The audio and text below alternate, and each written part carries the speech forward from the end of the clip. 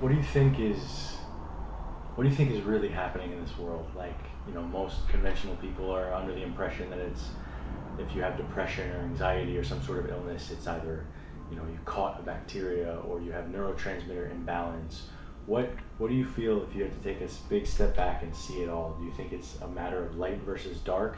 What's the biggest scope you can say that's happening on the world?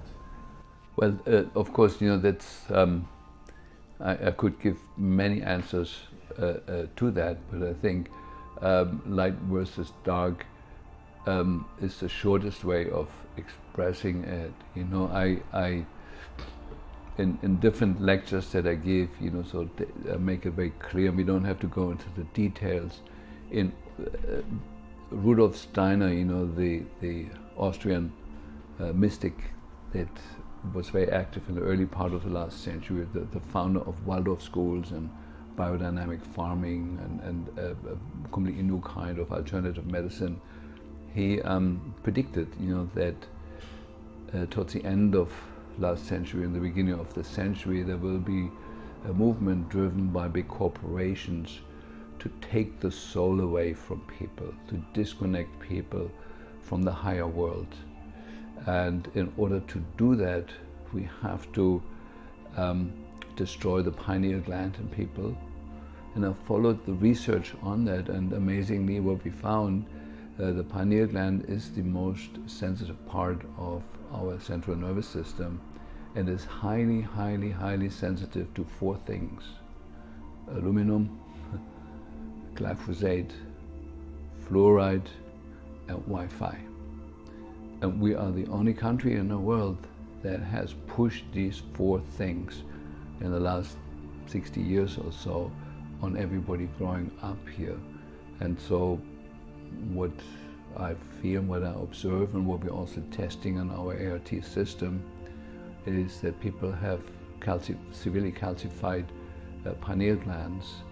And I show the anatomy in some of my courses. It's very clear that the pineal gland is a receiver for higher fields of energy and translates them into thought and into actually controlling our immune system, our endocrine system, and so on and so forth. There's all science, but very few people pay attention to science anymore, especially since Donald Trump and his disregard for science. It's become the new norm, and so it is astounding that the telecommunications industry has selected the frequencies out of the huge spectrum of frequencies that are absolutely destructive to our cells and especially to the pineal gland. They couldn't have made any better choices than 2.4 gigahertz. That the end point, that when you have inhale aluminum, as we do from the geoengineering program, and have glyphosate in the food chain, that glyphosate and aluminum combine in the blood and in the gut and in the bloodstream to form 6 different chemical compounds where aluminum and glyphosate are hooked up together, and the end point of that compound is the pineal gland. It's published, it's not my idea. And what is needed for this compound to actually enter the brain is to open up the blood-brain barrier, and the current frequencies in the Wi-Fi world are exactly doing that. They open the blood-brain barrier, so toxins that used to stay in the bloodstream and in the body below the neck are now entering the brain very freely. That applies to all toxins, and so it's a new time in that way, And so, when you think this through, you come to the conclusion that either there must have been an ultra intelligence group of scientists who have designed this protocol to fluoridate the drinking water, to put nanonized aluminum in the air, to put glyphosate in the food, and then activate it, spark it with the right frequencies. It took me 20 years to figure out the perfect storm that is created there. And it's either a coincidence, which is possible, that enough dumb people made the wrong choices, along the years. I'm still hoping that may be at least partially true.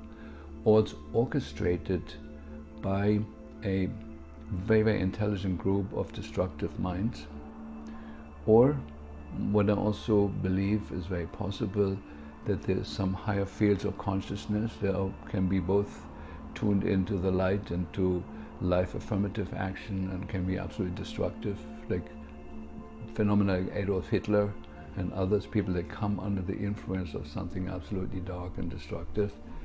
And I do believe it's very possible that enough scientists and politicians have come under that influence of those higher fields and are acting according to it, actually not knowing on a human level why they're doing what they're doing and what they're doing. You know, that the now we, you know, a good example is 5G. You know, sort of to put it on posts, you know, along the streets. Okay, that's one issue, but putting it on satellite and actually the government approving to put it on satellite, I mean, blasting the whole planet with a frequency that has never been checked for safety, for its influence on the insects, on the songbirds, has never been checked for anything, and to approve that is unconceivable to like somebody who's still got a little bit of a brain left.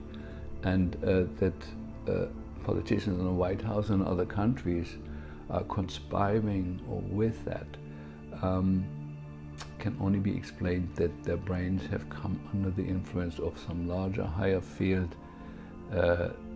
They cannot be human in nature, you know, because the human nature is always life affirmative and loving and wanting to live and make the biosphere more friendly to life. And so there's some scary thoughts about that, you know, but I'm still hoping, I'm still putting my weight on, let's hope it's just a coincidence and enough dumb people made enough dumb decisions, and if enough of us wake up and point it out to them, that there can be a reversal. You know, the Wi-Fi can be switched off in a second.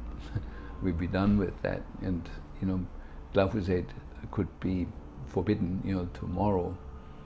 It's in the water table for many years, but there could be an end to it. You know, the chemtrail program could be stopped like that.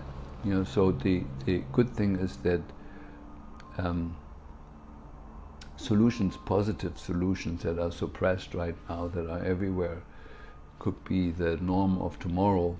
Within 24 hours, we could turn the planet from a creature that is threatened on all levels to paradise, you know, virtually within 24 hours. You know, we're still close enough to that.